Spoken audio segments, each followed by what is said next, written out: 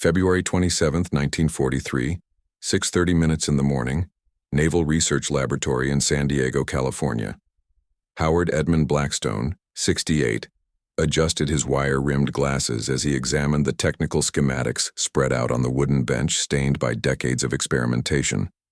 His long, ink-stained fingers traced lines on the paper with the familiarity of someone who had spent 45 years teaching physics and chemistry at Pasadena's small community college. The deep wrinkles around his eyes told the story of countless nights correcting papers under dim lamplight, not of working in secret military laboratories or developing advanced weaponry. His hair, completely white and unruly, insisted on standing up no matter how much he tried to comb it, a detail that his students had always considered charming, but which now, in a formal military environment, only seemed to reinforce his appearance as a distracted grandfather. 3 years earlier, Blackstone was fully retired, tending his prized rose garden in his modest 3-bedroom home, playing chess with retired neighbors in the local park every Thursday afternoon, and preparing voluntary science lessons for children at the public library. Now, wearing a white coat 2 sizes too big that hung off his thin, narrow shoulders, he led a team of 8 other retired scientists and engineers working on a project that the Naval High Command considered critical, but unlikely to produce practical results.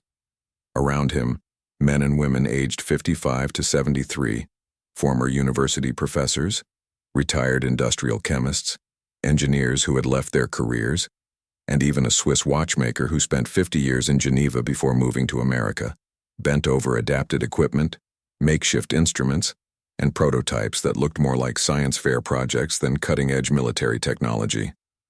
Blackstone bit his pencil, a nervous habit he had maintained since his days as a graduate student in 1897, and considered the problem before him for the 1,000th time that week. The sonar developed by the British was effective but had critical limitations in shallow Pacific waters. Japanese submarines were exploiting these limitations with deadly efficiency. 6 American ships had been torpedoed over the past 3 weeks in waters considered safe, because conventional sonar simply could not detect enemy submarines sailing dangerously close to the uneven ocean floor. Young naval engineers, all with impeccable credentials from MIT, Caltech, and other prestigious universities, had worked on the problem for 8 months without significant progress. Then someone in high command, perhaps out of desperation or inspiration, decided to try something completely different. They recruited retirees. The logic was simple and at the same time radical. These men and women had spent decades solving practical problems with limited resources. They had taught generations of students to think creatively, to question assumptions, to find elegant solutions to complex problems using basic equipment. They had no emotional investment in established theories or reputations to protect. They could fail without consequences for careers that were already over. And most importantly, they had time and experience that young scientists under pressure simply did not have.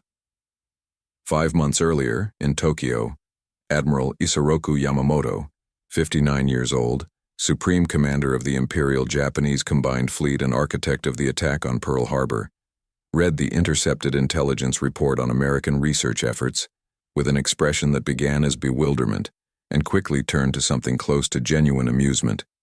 He passed the document to his chief intelligence officer, Captain Yoshitake Miwa, 42 years old, a graduate of the prestigious Etajima Imperial Naval Academy, with honors in naval engineering and submarine strategy, hoping his subordinate would share his incredulity.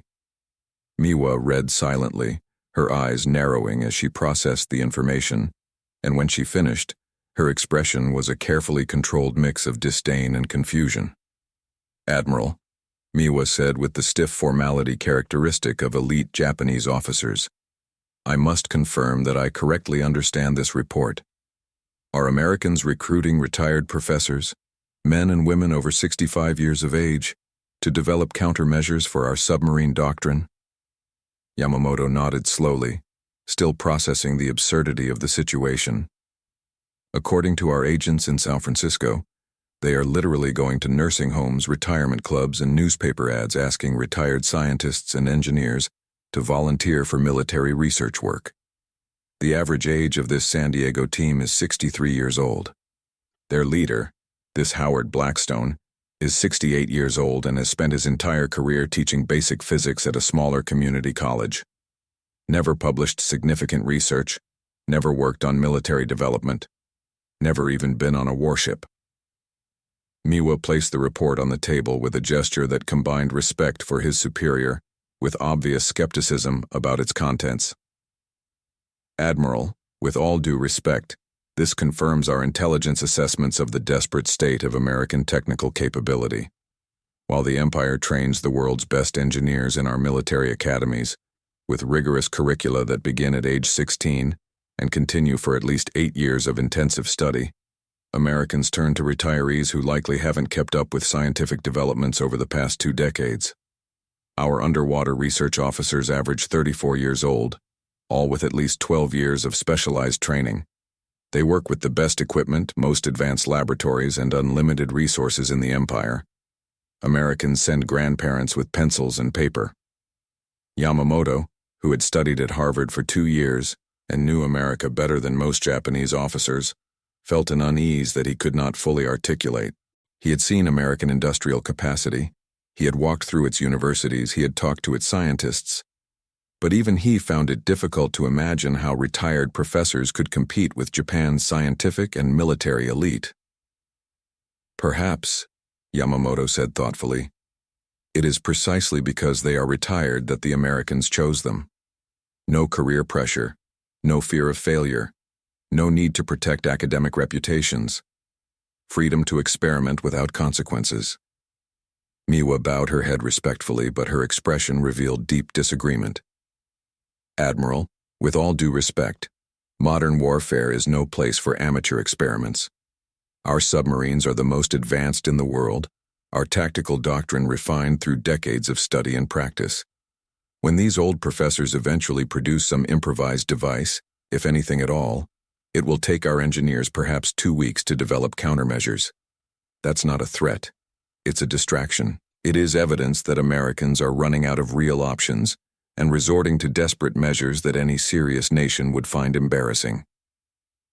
The reality that Japanese officials could not see from their quarter generals in Tokyo was that precisely this freedom, this lack of investment in established theories, was allowing the team of retirees in San Diego to explore territories that younger, more conventional scientists would never consider.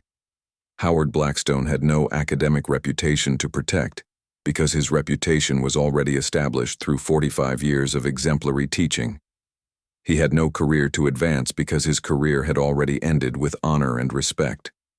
He wasn't afraid of looking foolish by proposing unconventional ideas because at 68, the opinions of younger colleagues simply didn't matter in the same way anymore. And perhaps most importantly, he had spent decades simplifying complex concepts for students who did not have advanced technical backgrounds, which forced him to understand fundamental principles in ways that specialized researchers often lost in mathematical complexity and technical jargon. On February 28th, just 1 day after the opening scene, Blackstone had the intuition that would change everything.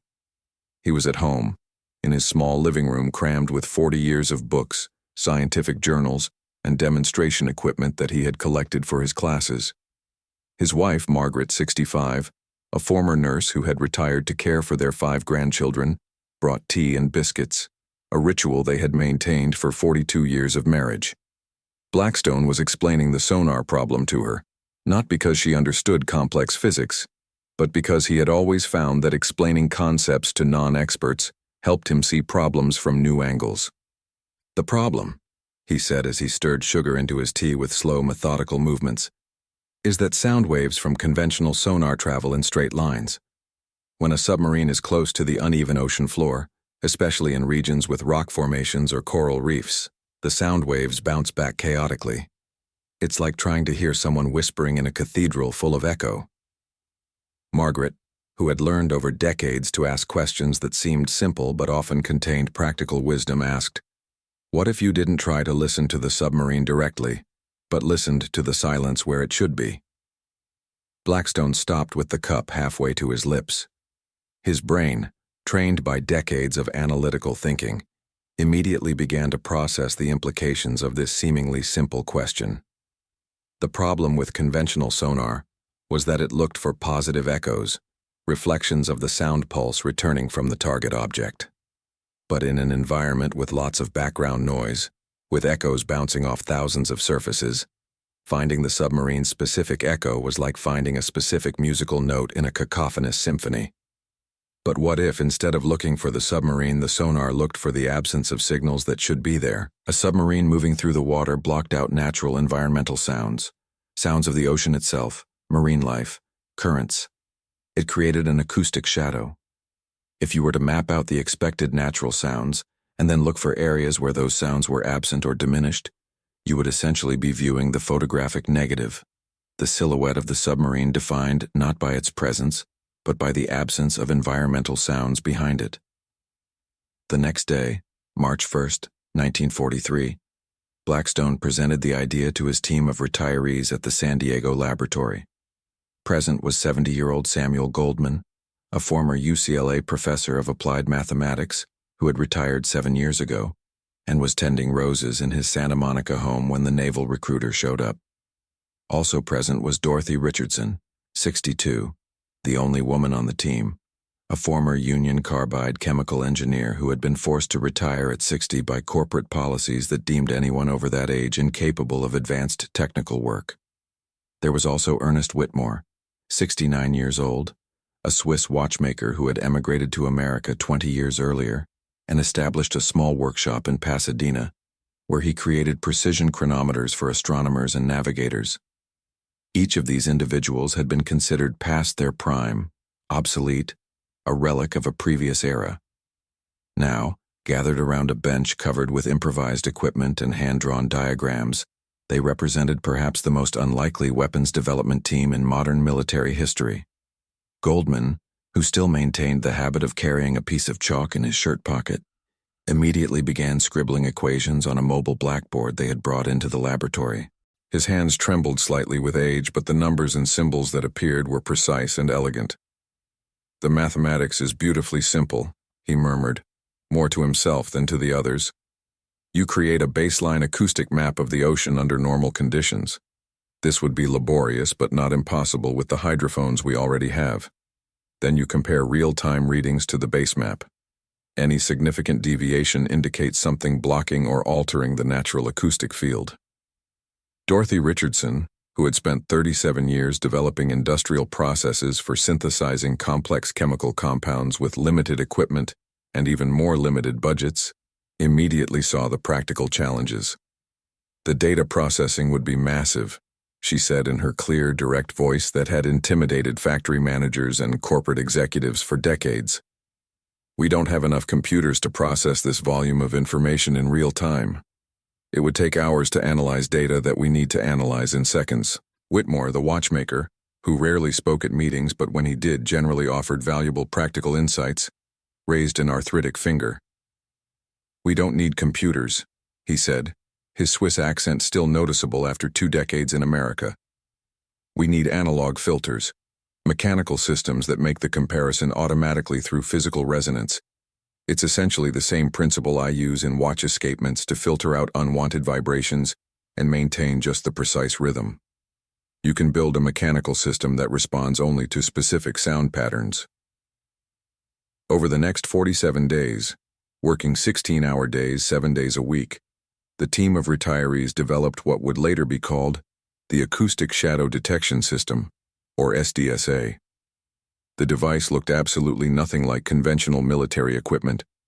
It was a seemingly chaotic collection of resonance tubes, pressure-sensitive diaphragms, mechanical filters made from springs, and levers that Whitmore built by hand at his workbench using tools he had brought from his watchmaker's workshop, and a recording system that used sensitive photographic paper to create visual maps of underwater acoustic fields in real time. Young naval officers visiting the laboratory eyed the device with barely concealed confusion. Lieutenant Commander Robert Hayes, 32 years old, an Annapolis graduate, and considered a rising star in anti-submarine warfare research, was sent to assess progress on March 20. He spent 2 hours examining the prototype while Blackstone patiently explained the operating principles. When the demonstration ended, Hayes scratched his head and said with careful politeness, "Dr. Blackstone, with all due respect, This looks more like the inside of a piano than military sonar equipment. Are you sure this can work in real combat conditions?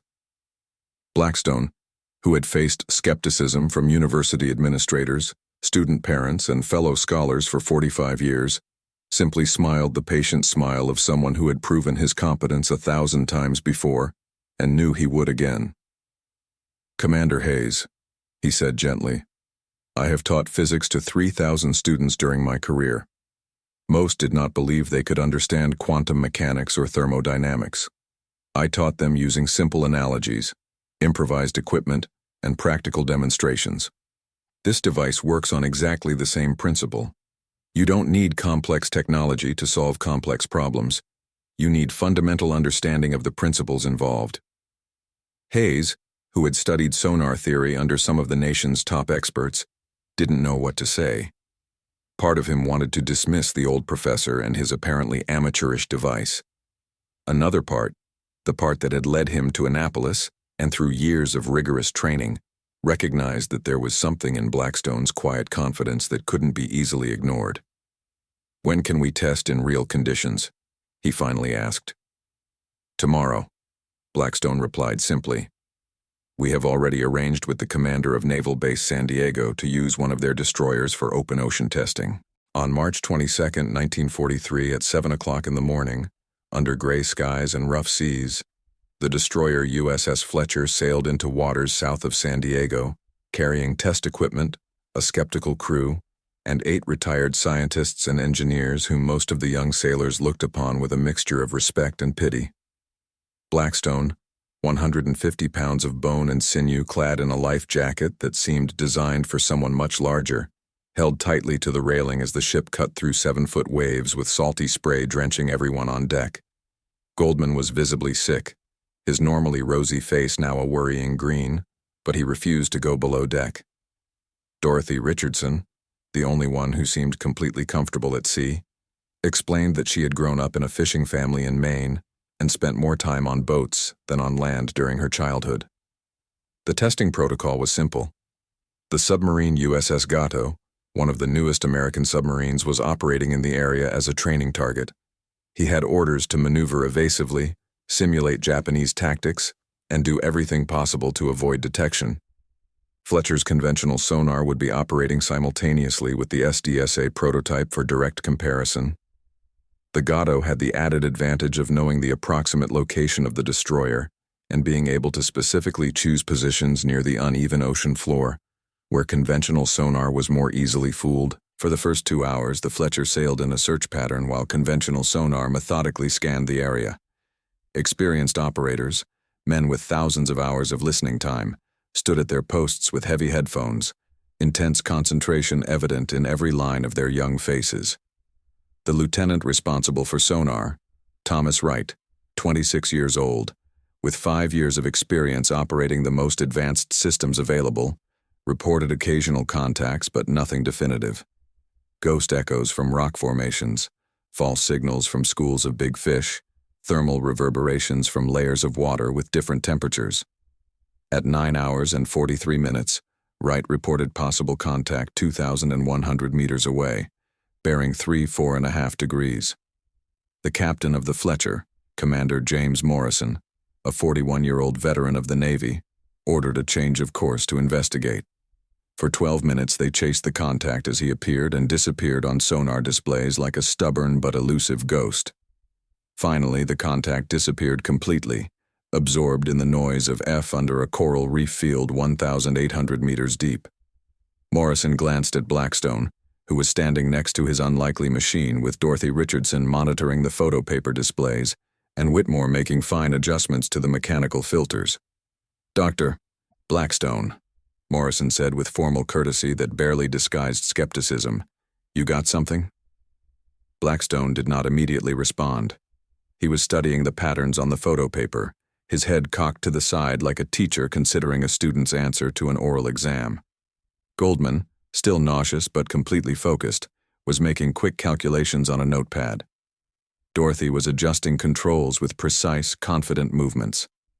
Finally, after what seemed like eternity, but was probably only 45 seconds, Blackstone raised his head and pointed in a specific direction. There, he said simply.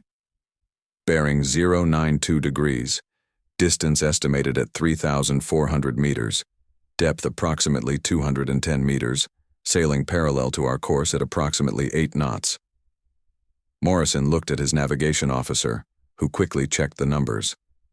The bearing was in a completely different direction than the last sonar contact. The distance was far greater than anything conventional sonar had detected. "Dr. Blackstone," Morrison said carefully, "are you sure? Because if we change course based on your reading and we're wrong, we lose valuable training time and possibly miss the real target."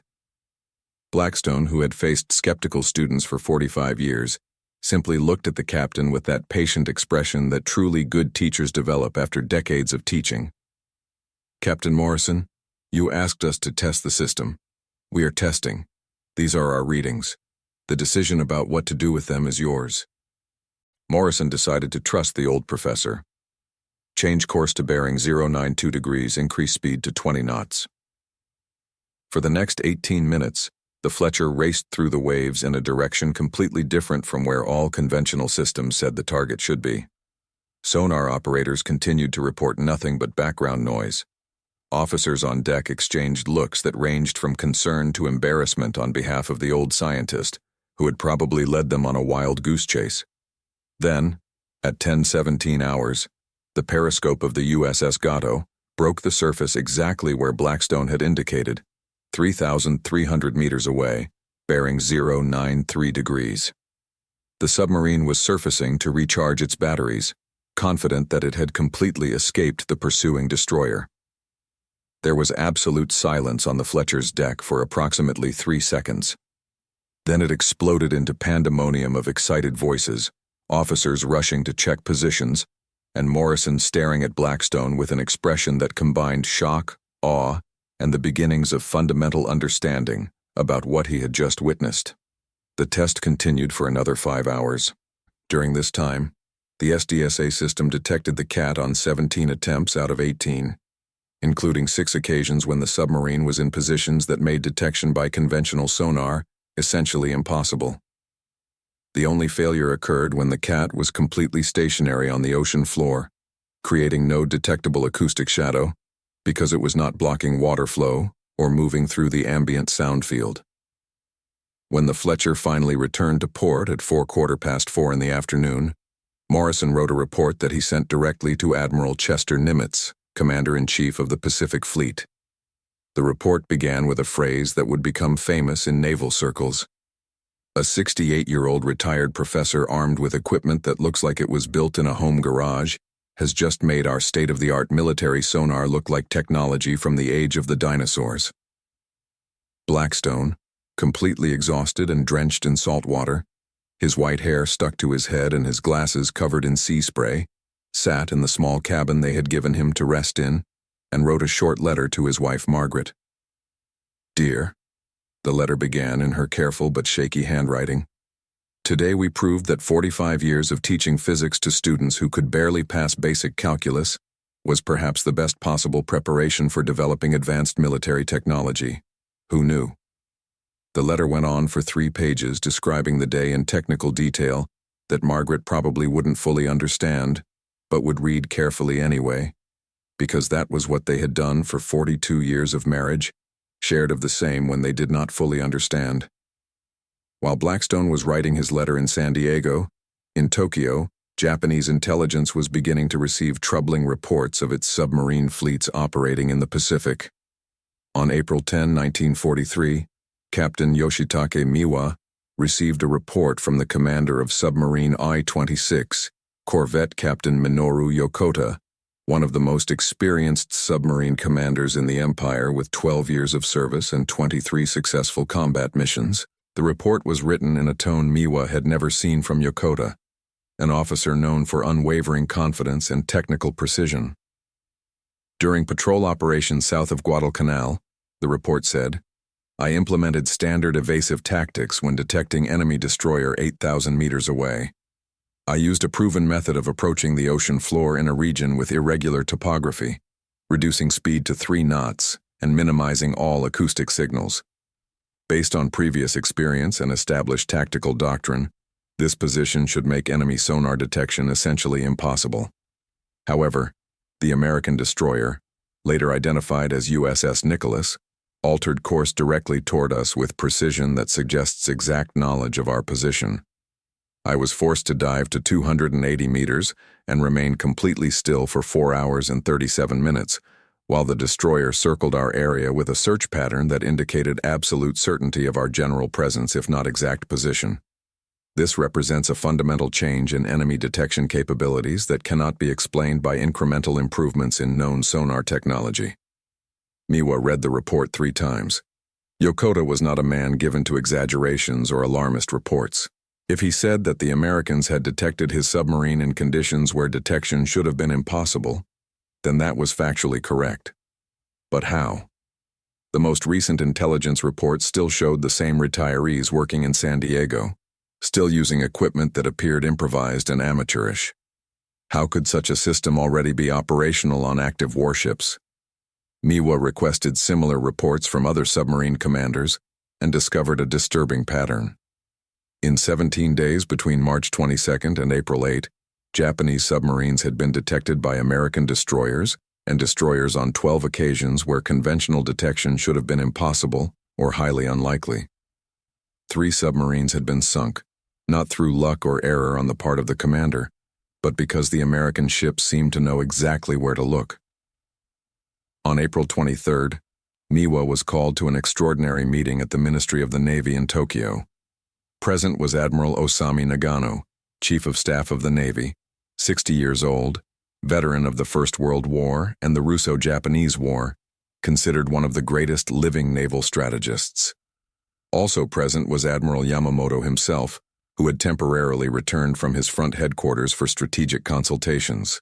Nagano, with the characteristic stern expression that had intimidated generations of junior officers, got straight to the point. Captain Miwa, explain how American retirees managed to develop technology that our best engineers did not foresee or understand. Miwa, who had spent weeks trying to answer that exact question, chose her words with extreme care. Admiral, based on analysis of detection and interrogation patterns of captured American prisoners who served on destroyers equipped with the new system, we believe that the Americans have developed a completely new form of underwater detection that does not rely on reflection of active sound waves. Instead, the system apparently detects disturbances in the ocean's natural acoustic field. He hesitated, looking for words for a concept he was still trying to fully understand.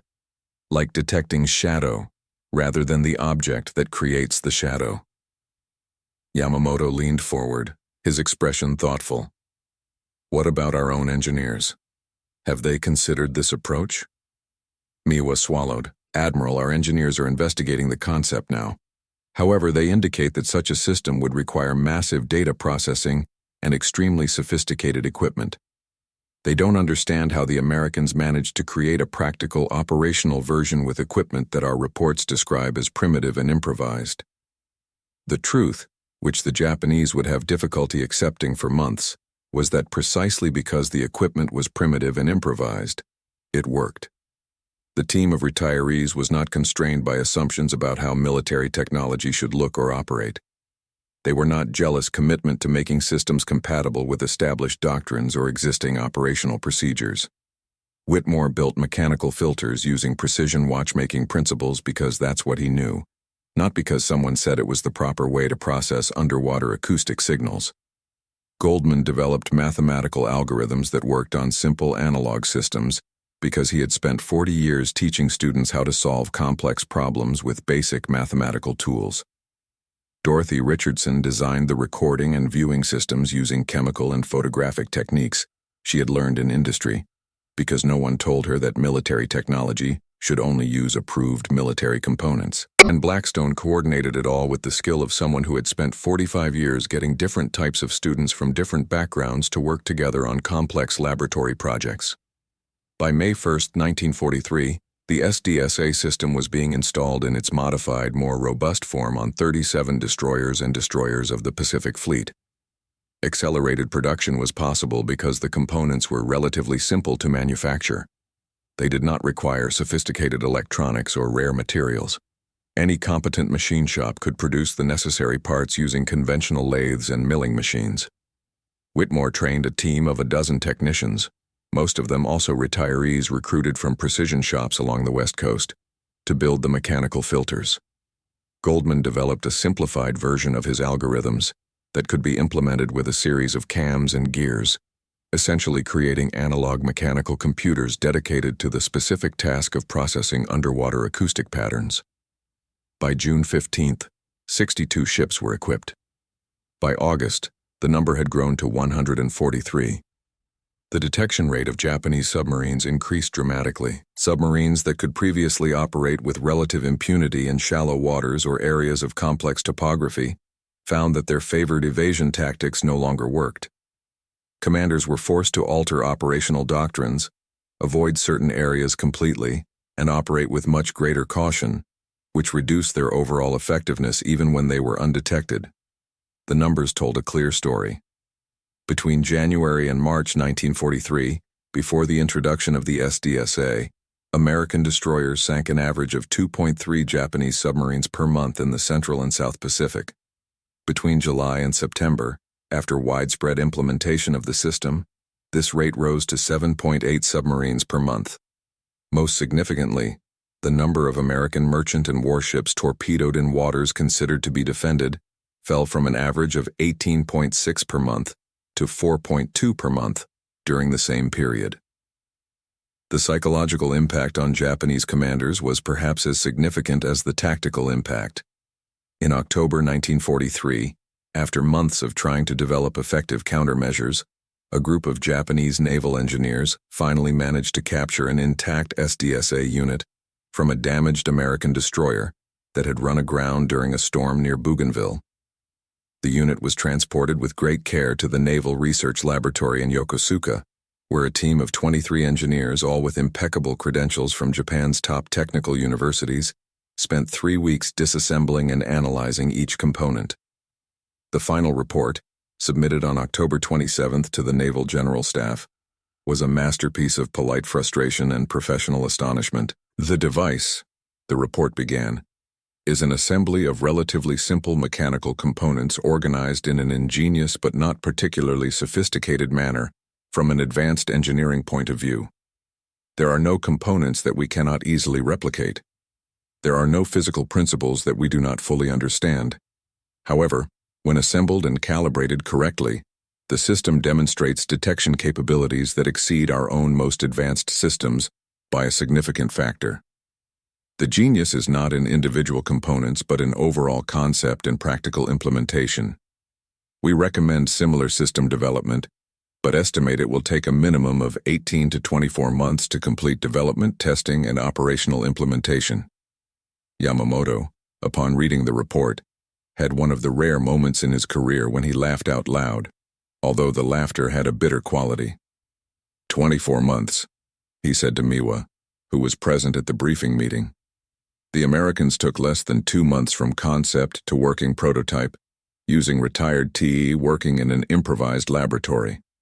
Our elite engineers, with all of the Empire's resources at their disposal, need 2 years to replicate. Miwa, who had spent the last few months increasingly uncomfortable with his own initial assessments of American technical capability, responded with honesty that few officers would have the courage to express in front of such a lofty superior. Admiral, I was completely wrong in my initial assessments. I assumed that age and lack of military credentials equated to incompetence.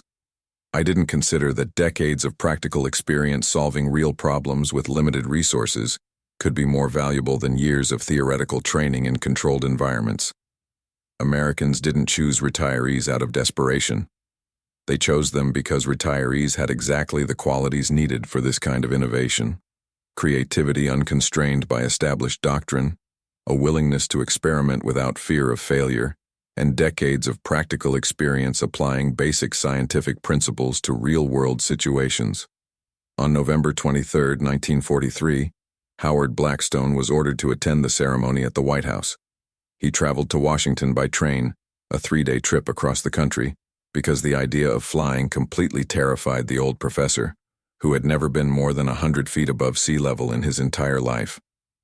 He arrived wearing his only good suit, now 23 years old, which Margaret had carefully pressed but which still showed signs of decades of wear from special occasions like weddings, funerals, and graduations. Present at the ceremony was Admiral Ernest King, Commander of Naval Operations, Admiral Chester Nimitz, and President Franklin Roosevelt himself. Also present were the other 7 members of the original team: Goldman, Richardson, Whitmore, and 4 others whose contributions had been equally vital, but whose names rarely appeared in official reports. Everyone was dressed in their best clothes, everyone looked vaguely uncomfortable with the attention, and everyone clearly would rather be back in their labs or workshops working on the next problem to solve.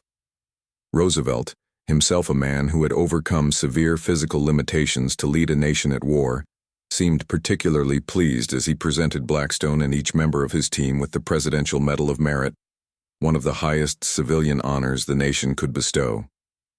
"Dr. Blackstone," Roosevelt said in his characteristic voice that had comforted and inspired millions via radio during the dark years of depression and war, "you and your team have demonstrated truth that America has always known but sometimes forgets. Our strength lies not just in our youth and vigor, but in our wisdom and experience. You have proven that retirement does not mean obsolescence, that age is no barrier to vital contribution, and that sometimes the best solutions to complex problems come not from highly trained experts, but from people with broad life experience and a willingness to think differently." Blackstone, never comfortable with public praise after a lifetime as an underpaid professor working in relative obscurity, responded with characteristic brevity. "Mr. President, I simply did what I did for 45 years. I took a complex problem, broke it down into components I could understand, and then found a practical way to solve each component using basic tools and principles. The only difference was that this time, instead of helping students pass exams, I was helping sailors get home safely. Motivation makes work easier." After the ceremony, at a smaller private reception, Admiral Nimitz took Blackstone aside for more personal conversation. "Dr. Blackstone," Nimitz said, "do you have any idea how many men are alive today because your system detected submarines that would have torpedoed their ships? Our conservative estimates are at least 2,300 sailors who would have died without the SDSA. The real number is probably much higher." Blackstone, whose eyes became visibly moist, simply nodded. He didn't trust himself to speak at that moment. Nimitz, a man who had seen much suffering and death during a long and brutal war, understood perfectly. He placed a hand on the old professor's shoulder and remained respectfully silent for a moment before they both returned to the reception. The story of Howard Blackstone and his team of retirees did not end with medals and ceremonies. In December 1943, they were back at work in San Diego, now in a considerably expanded laboratory with a staff that had grown to include 37 retired scientists and engineers, all recruited through a formal program that the Navy had established specifically to tap into this previously neglected talent pool. The program, officially called the Technical Committee of Senior Advisors but informally known as the Grandparents' Brigade, would eventually recruit more than 280 people throughout the war, with ages ranging from 52 to 81. Among them were not only scientists and engineers but also experienced mechanics, retired merchant marine navigators, radio operators, and even naval carpenters, whose practical knowledge of boat building proved surprisingly relevant to multiple projects. One of the brigade's most productive members was Thomas Washington Carter, 73 years old, a former aviation mechanic who had learned his trade working on biplanes during World War I, and then spent 48 years repairing all manner of machines in a small workshop in rural Oregon. Carter, who had retired only because severe arthritis made heavy physical work too painful, discovered that he could still design plans, supervise construction, and train younger technicians. He developed a rapid maintenance system for fighter aircraft engines that reduced average repair time for damaged engines from 8 hours to 2 hours and 45 minutes, allowing squadrons to keep more aircraft operational with the same personnel and parts resources.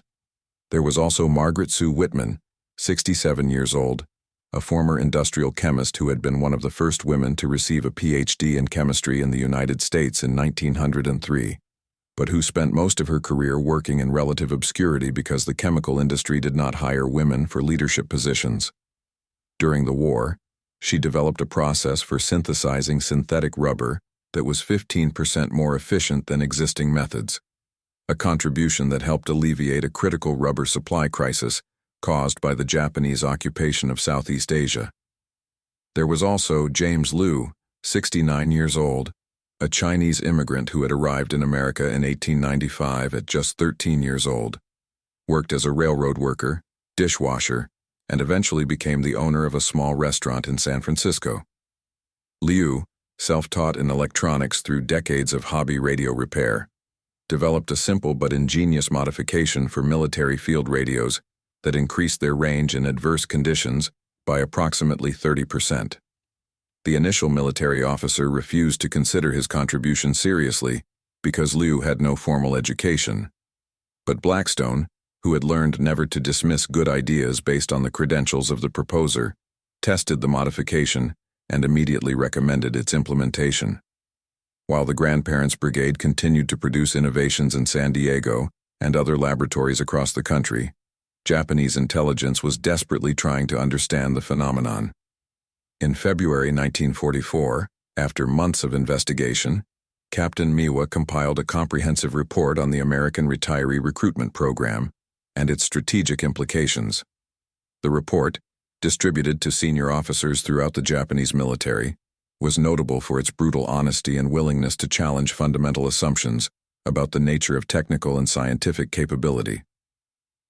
"We made," the report began, "a fundamental strategic error in confusing youth with competence and formal experience with practical wisdom. Americans have understood something that we, with our emphasis on rigid hierarchy and established credentials, have failed to understand.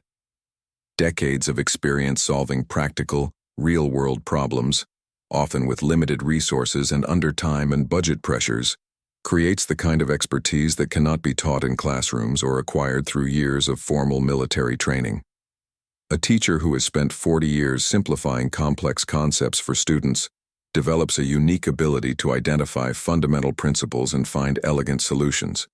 A mechanic who has spent 5 decades repairing all types of machines develops intuition about how mechanical systems work that exceeds theoretical knowledge of newly minted engineers. An industrial chemist who has spent an entire career developing processes with limited budgets learns creativity and resourcefulness that academic scientists often lack." The report continued for 43 pages, detailing specific cases where American retirees had developed solutions that highly trained Japanese engineers had not considered. It included analysis of why the Japanese system, with its emphasis on hierarchy based in age and position, but also in early compulsory retirement and lack of respect for non-military experience, it was structurally incapable of replicating the American approach. "Our system," one particularly penetrating section observed, "forces men to retire at 60 precisely when they have reached the peak of practical wisdom and experience. We do this based on assumptions about physical and mental decline that, while they may be true for strenuous physical work, are completely irrelevant for intellectual and technical work. Then, during wartime, we suffer shortages of technical expertise, while thousands of highly qualified men and women sit idle at home because we consider them too old to contribute. Americans, with their characteristic pragmatism, simply asked, 'Can you do the job?' If the answer was yes, age was irrelevant." In March 1944, Miwa had an extraordinary opportunity to meet in person some of the American retirees he had initially dismissed so completely. He had been captured after his ship was torpedoed during battle in the Philippine Sea and was transported to a prisoner of war camp in California. During his initial quarantine period, before being transferred to a permanent field, he was briefly held at a facility near San Diego. As a senior officer with intelligence knowledge, he was interrogated extensively by American naval officers. During one of these sessions, the interrogator casually mentioned the retiree program and asked if Miwa was aware of it. Miwa, who saw little reason to hide knowledge that Americans clearly already knew he possessed, admitted that he was not only aware, but had studied the program extensively. "I wrote reports about your Dr. Blackstone and his team. Miwa said through interpreter. Initially, I considered them a joke. I now consider them perhaps his most important strategic asset. The interrogator, Lieutenant Commander Arthur Wells, 35 years old, seemed genuinely surprised by this assessment. More important than our aircraft carriers, our industrial production, our submarines? Miwa nodded slowly. Aircraft carriers can be sunk. Factories can be bombed. Submarines can be detected, especially now, he added with a bitter smile. But a system that allows a nation to draw on the wisdom and experience of older generations, that recognizes that valuable contributions can come from any source regardless of age or formal credentials, is an advantage that cannot be easily countered or destroyed. You have discovered how to multiply your talent pool by including people that any other nation would have discarded as obsolete. Wells, intrigued, asked if Miwa would like to meet some of these retirees in person. Miwa, surprisingly, said yes. Several days later, under careful guard but in a relatively relaxed atmosphere, Miwa was taken to the laboratory in San Diego, where he briefly met Howard Blackstone, now 69, Samuel Goldman, now 71, and Dorothy Richardson, 63. The meeting was awkward for everyone involved. Here was the man who had directed intelligence efforts against them, who had ordered attacks that killed thousands of Americans, sitting in a modest laboratory talking politely through an interpreter with 3 retirees who had developed technology that helped kill their own countrymen. However, there was also mutual recognition of something shared. They were all people who had dedicated their lives to solving complex problems. Everyone understood the satisfaction of finding an elegant solution to a difficult challenge. All, in their own ways, were scientists and engineers first, soldiers second. Captain Miwa, Blackstone said through the interpreter, his voice gentle but clear, I understand that you have studied our work extensively. I'm curious, purely from a technical perspective, what aspect of our system did you find most surprising? Miwa considered the question carefully before answering. Simplicity, he finally said. Our engineers assumed that such a complex problem would require a complex solution. You understand that complex problems often have simple solutions if you truly understand the fundamental principles involved, that is. He paused, searching for the right words. Mark of true understanding, not just technical knowledge. The conversation continued for nearly an hour, ranging across technical topics, with both sides carefully avoiding discussion of specific details that could be considered sentient intelligence, but sharing general observations about design philosophy and problem solving. When the meeting ended and Miwa was taken back to his confinement, he asked permission to write a formal letter to Blackstone and his team. Permission was granted after military censors reviewed the content. The letter, written in meticulous Japanese and translated into English by an interpreter, was brief but sincere. Dr. Blackstone and esteemed colleagues, the letter began. As an officer who has spent a career studying the technical and tactical capabilities of potential adversaries, I have developed a deep respect for genuine expertise regardless of its source. His work demonstrates a quality that we Japanese deeply value, but often fail to adequately practice: the ability to learn from experience and apply practical life lessons to new challenges. You taught me, although you probably didn't intend to, that underestimating an opponent based on assumptions about age or background is not only a tactical error, but a fundamental failure to understand the nature of true competence. For that, I thank you. Our meeting takes place during a terrible war that caused immense suffering to both our peoples. Nevertheless, I hope that when peace finally comes, lessons you taught about the value of experience and wisdom will not be forgotten. Your newly appreciative adversary, Captain Yoshitake Miwa, Imperial Japanese Navy. Blackstone kept this letter carefully guarded for the rest of his life. In an interview many years later, he said that the letter represented a crucial moment of validation, not for him personally, but for the principle that had guided his entire teaching career. Good ideas and valuable contributions can come from anyone, at any age, with any background. The only requirement is a willingness to think carefully, work diligently, and keep an open mind. As the war progressed through 1944 and into early 1945, contributions from the Grandfathers Brigade and similar programs throughout the American military continued to accumulate. It wasn't just big innovations like the SDSA, although there were several of them. There were also hundreds of small improvements, intelligent modifications, practical solutions to everyday problems that collectively made a huge difference in military efficiency and effectiveness. There was a modification in the ammunition feeding system for 50 caliber machine guns, developed by a 70-year-old former assembly line mechanic, that reduced jams by 52%. There was a new method of preserving fresh food in a tropical climate, developed by a 64-year-old Louisiana housewife, who had spent a lifetime canning and understanding the chemistry of food preservation. There was an improved design for field tents that drained water more efficiently, developed by a 67-year-old retired former civil engineer, who had spent a career designing urban drainage systems. None of these individual contributions changed the course of the war, but collectively, they represented significant force multipliers that helped American forces operate more efficiently, with fewer equipment failures, and with better morale, because annoying little problems that make military life miserable were being systematically identified and resolved by people with decades of practical experience doing exactly this kind of problem solving. The economic impact was also significant. Because solutions developed by retirees tended to use simpler components and less resource-intensive production methods, they were often cheaper to implement than alternatives proposed by conventional engineers.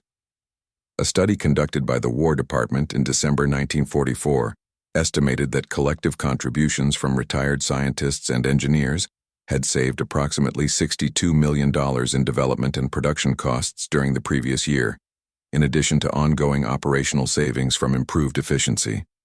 More important than monetary savings was saving lives. Better detection systems meant fewer ships were torpedoed. More reliable equipment meant fewer failures in combat. Improved production methods meant more weaponry got to the front faster. Although impossible to calculate precisely, conservative estimates suggested that direct and indirect contributions from retirees working in military technical programs saved at least 15,000 American lives during the course of the war. In August 1945, when Japan finally surrendered, Howard Blackstone was 70 years old. He had worked essentially without a break since March 1943, except for 2 weeks he spent in the hospital in January 1945, after collapsing from exhaustion. Doctors told him he needed to stop working 16 hours a day by the age of 70. Blackstone agreed, reduced it to 12 hours, and returned to the laboratory as soon as he was released from the hospital.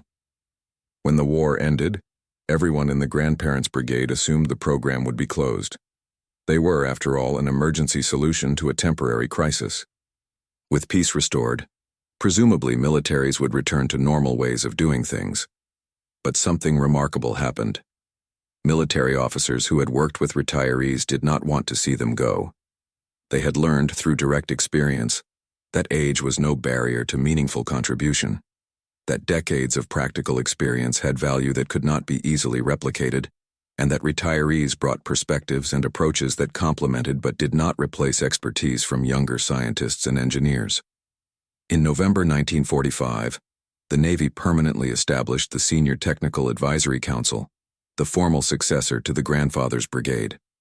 The council would eventually grow to include more than 400 people, providing ongoing advice on everything from weapons design to supply logistics.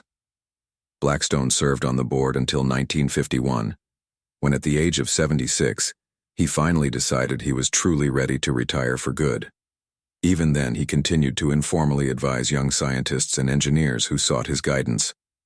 He died in 1963 at the age of 88, at home, surrounded by his family, including 13 grandchildren and 4 great-grandchildren. His obituary in the New York Times was relatively brief, focusing mainly on his long career as an educator. Only 2 paragraphs mentioned his wartime work, and these paragraphs did not detail his specific contributions because much of what he had developed was still classified. It would be decades before the full story of his contributions was declassified and available to historians. In 1983, 40 years after development of the SDSA, the Navy organized a commemorative gathering in San Diego for veterans of the Grandfathers Brigade and their descendants. Only 12 of the original members were still alive, all now in their 90s. Dorothy Richardson, now 102, was the oldest. She arrived in a wheelchair, but with a completely clear mind and exceptional memory of the events of 4 decades earlier. Samuel Goldman had died in 1979 at the age of 106, having lived long enough to see his great-grandchildren graduate from college. Ernest Whitmore had returned to Switzerland in 1952 and died there in 1971 at the age of 97. During the meeting, each survivor was invited to share memories and reflections. Many were too fragile to speak at length, but their brief observations carried the weight of decades of reflection. Richardson, with a voice that still maintained surprising strength despite his extreme age, said something that summed up the experience of everyone present. "When I was asked to join the show in 1943, she said, I was 62 years old. My company had forced me to retire 2 years earlier, saying I was too old to continue contributing meaningfully. Suddenly my country was telling me that I was needed, that my experience had value, that age didn't matter if I could do the job. It gave me purpose again. It made me feel, for the first time in years, that my life still had meaning.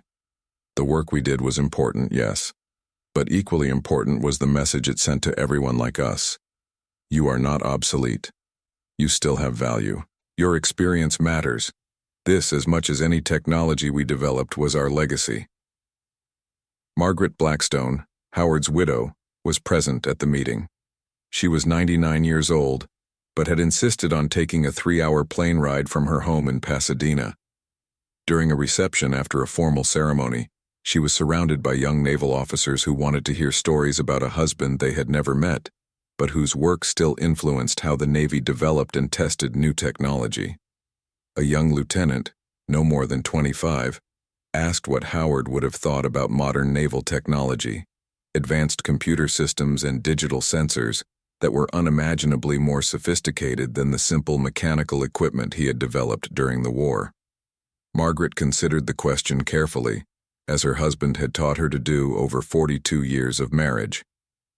"Howard always said," she Finn ally responded, "that tools change but principles remain the same. No matter how sophisticated your technology becomes, there are still fundamental physical principles governing how it works. Understanding these principles deeply is more important than knowing the specific technical details of any particular implementation." He would say that his computers and digital sensors are wonderful, but that the fundamental problem of detecting submarines is still the problem of understanding how sound waves propagate through water and how objects disturb those waves. The technology for measuring and processing these perturbations has changed dramatically, but underlying physics remains the same. She paused, smiling at the memory. He would also say that young engineers working on these systems probably know a lot more about computers than he ever would, but that they should always remember to consult people with practical experience, even if those people don't have more impressive formal credentials. Because sometimes the simplest solution is the best solution, and sometimes it takes a person with decades of experience to see simplicity through all the complexity. The lieutenant nodded thoughtfully. "Mrs. Blackstone, at the Naval Academy we learned about the principles of acoustic shadow detection that your husband developed. They are still taught as a classic example of innovative thinking and creative problem solving, but no one ever told us that the man who developed these principles was a retired community college teacher, working in a makeshift laboratory with equipment built from clock parts. That part of the story has been lost over the years. We just learned the theory, as if it had always existed, as if it were an obvious development that any competent engineer would eventually discover." Margaret smiled again, but there was sadness in that smile. That's often the way history works. Contributions remain, but people who made them are forgotten, especially when those people don't fit into the heroic narratives we like to tell. It's easier to imagine that great advances come from young geniuses in sophisticated laboratories than from elderly retirees working in makeshift spaces. But the truth is that progress comes from all kinds of people, in all kinds of circumstances. What matters is not where you work or what title you have, but whether you understand the problem deeply and are willing to work hard to find a solution. In 1995, on the occasion of the 50th anniversary of the end of World War II, military historians finally began to systematically document contributions from the retiree program. Series of interviews were conducted with survivors, although at this point only 3 original members of the Grandparents' Brigade were still alive. Documents were declassified, allowing historians for the first time to see complete records of the development, testing, and implementation of technologies developed during the war. Detailed analyses were conducted on the specific impact each major innovation had on the course of the war. What emerged from this research was a portrait of a program that was much more extensive and much more impactful than generally recognized. Between March 1943 and August 1945, the retiree program had recruited a total of 1,123 individuals with ages ranging from 52 to 83. Collectively, they had contributed to the development of 207 significant technologies or improvements, ranging from major weapon systems to minor modifications to existing equipment. 53 of these contributions were judged by later military analysts to have had significant measurable impact on military operations. 11 were considered critical, meaning they materially influenced the outcome of specific campaigns or operations. Only one, Blackstone's SDSA, was considered strategically decisive, meaning it had a measurable impact on the overall outcome of the war in the Pacific Theater. But beyond specific technical contributions, the program had a broader impact on how the American military thought about recruiting talent and harnessing expertise, principles established during the war, that practical experience has value independent of formal credentials, that age is no barrier to meaningful contribution, that diversity of backgrounds creates robustness in problem-solving, became embedded in the culture of American military research institutions in ways that persisted decades after the war ended. In 2003, 60 years after Blackstone first presented the idea of acoustic shadow detection, the Navy installed a commemorative plaque in San Diego at the site, where the original laboratory had operated. The plaque listed names of all the original members of the Grandparents' Brigade and included brief descriptions of their contributions. Dedication ceremony drew small crowd of naval officers, military historians, and descendants of original members. Keynote address was delivered by Admiral Vernon Clark, Chief of Naval Operations, who used the occasion to reflect on broader lessons from the program. What Howard Blackstone and his colleagues taught us, Clark told the assembled audience, transcends any specific technology they developed. They taught us humility. They showed us that assumptions about who can contribute and who cannot are often based on cultural biases rather than practical realities. They demonstrated that our strength as a nation comes not only from our youth and energy, but also from our wisdom and experience. And they've proven that when we allow people to contribute based on their skills rather than their age or credentials, we uncover reservoirs of talent that would otherwise have been wasted. The plaque remains in San Diego to this day, although few of the thousands of people who pass by it daily stop to read or consider the history it commemorates. For most, it's just another historical marker among many in a city rich in naval history. But for those who stop and read, for those who take time to consider what really happened in that modest laboratory during the tumultuous years of war, the plaque serves as a reminder of an important truth that societies often forget. Significant contribution does not only come from young and accredited people. It comes from anyone with knowledge, experience, and a willingness to apply these qualities to difficult problems. The story of Howard Blackstone and the Grandparents' Brigade is not a story of miraculous technology or unique genius. It's a much more common but no less important story about ordinary people doing extraordinary work when given the opportunity. It's a story about teachers and mechanics and chemists and watchmakers who, having reached an age where society often considers them obsolete, proved that they still had vital contributions to make. It's a story about how Japanese military officers, among the most professionally competent in the world, completely underestimated the capabilities of American retirees because they could not conceive that people without formal military credentials or recent advanced training could develop solutions superior to those developed by elite imperial engineers. It's a story about how this underestimation, based on deeply ingrained cultural assumptions about age, credentials, and appropriate expertise, contributed to strategic defeat. And it's a story about how America, with its characteristic pragmatism and willingness to experiment with unconventional approaches, discovered reservoirs of talent that other fighters didn't even think to tap.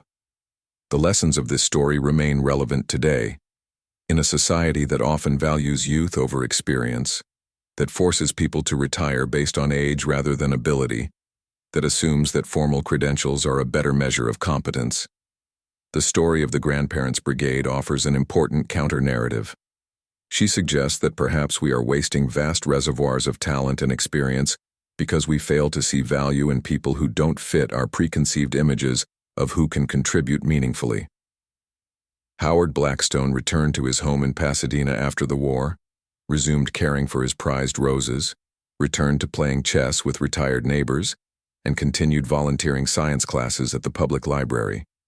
He did not speak often about his wartime work, partly because much of it was classified, but more because he did not see it as fundamentally different from what he had done throughout his career.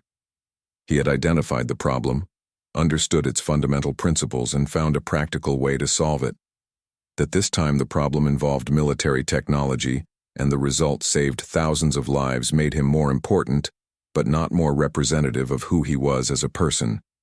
He was a teacher. That was his core identity, not inventor of military technology or war hero. And as a teacher, his greatest satisfaction came not from medals or recognition, but from knowing that he had helped others understand something they didn't understand before, whether it was students struggling with basic physics or the Navy struggling with evasive Japanese submarines. In essence, his wartime work was simply an extension of his life's work, making the complex understandable, the impossible possible, and helping others see solutions that were previously hidden.